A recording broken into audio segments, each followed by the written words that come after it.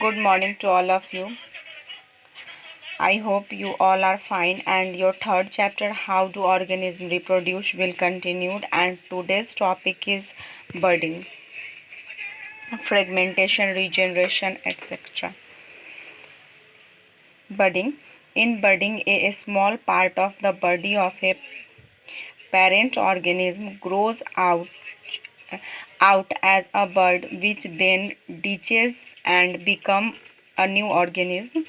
यानी इसमें क्या होता है बडिंग, इसमें किसी भी ऑर्गेनिज्म मतलब जिन ऑर्गेनिज्म में बडिंग के द्वारा सेक्सुअल रिप्रोडक्शन होता है उनमें उनके शरीर पे बर्ड निकलने लगता है और वो बर्ड कुछ टाइम बाद शरीर से अलग हो जाता है और न्यू ऑर्गेनिज्म का फॉर्मेशन कर देता है। तो इस तरह से होने वाले एसेक्सुअल रिप्रोडक्शन को हम लोग बर्डिंग कहते हैं। ऐसा हाइड्रा इस इन सभी में होता है। नेक्स्ट है spore formation. In spore formation the parent plant produce hundreds of microscopic reproductive unit called spores। इसमें क्या होता है कि जो स्पोर जो पेरेंट प्लांट होते हैं उनमें बहुत सारा स्पोर का फॉर्मेशन होता है स्पोरेंजियम में, ठीक है। जिसमें स्पोर बनता है उस थैली को कहते हैं sporangium. When the spore case of the plant burst, then the spore spread into air. तो कुछ समय बाद जो स्पोरेंजियम होता है वो ब्रस्ट हो जाता है और स्पोर हवा में चले आते हैं। When these airborne spores land on food land और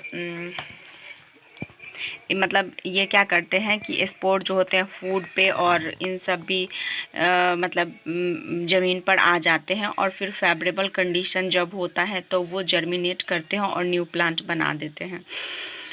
favourable condition they germinate and produced new plant. यहाँ इसका एग्जांपल राइजोपस है।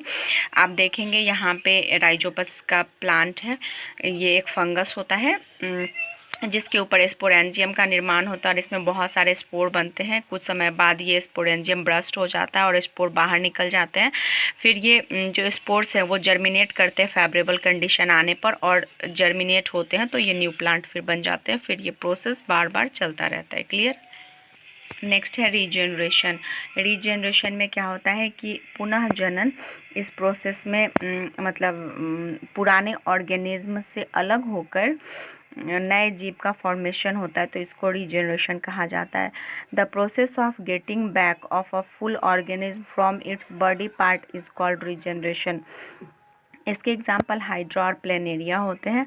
हाइड्रा भी कई जगह से अलग होकर अलग अलग ऑर्गेनिज्म न्यू ऑर्गेनिज्म का फॉर्मेशन होता है। उसी तरह इसमें भी होता है। इसमें प्लेनेरिया के देखिए एक प्लेनेरिया 3 भागों में टूटता है और 3 नए ऑर्गेनिज्म का निर्माण कर देता है तो इसको हम लोग रीजनरेशन कहते हैं। क्लियर। नेक्स्ट है fragmentation. The breaking up of the body of a single multicellular organism into 2 or more pieces on maturing, each of which subsequently grows from a complete new organism is called fragmentation। इसमें क्या होता है कि कोई भी multicellular organism मतलब जिनमें इस टाइप का सेक्सुअल रिप्रोडक्शन पाया जाता है वो स्पाइरोगाइरा है। तो इसमें क्या होता है कि मतलब एक प्लांट कई टुकड़ों में टूट जाता है, 2 या उससे अधिक टुकड़ों में, और फिर मैच्योर हो जाता है और वो उतने सारे नए ऑर्गेनिज्म बना देता है जितने टुकड़ों में वो टूटता है। तो इसको हम लोग फ्रेगमेंटेशन कहते हैं। इसका एग्जाम्पल स्पाइरोगाइरा है। यहाँ फिगर में आप देख सकते हैं। आप सारे फिगर और डिफिनीशंस को वीडियो पॉज करके ज़रूर लिखेंगे। ओके। तो ये था फ्रेगमेंटेशन। अब आती है होमवर्क की बारी। यहाँ मैंने 4 क्वेश्चंस दिए हैं जिनको आपको राइट और लर्न दोनों करना है। पहला क्वेश्चन है व्हाट इज़ बडिंग, दूसरा है व्हाट इज़ स्पोर फॉर्मेशन, तीसरा है व्हाट इज़ रीजनरेशन और चौथा है व्हाट इज़ फ्रेगमेंटेशन। ओके। तब तक के लिए bye bye, stay home, save your life and other. Bye.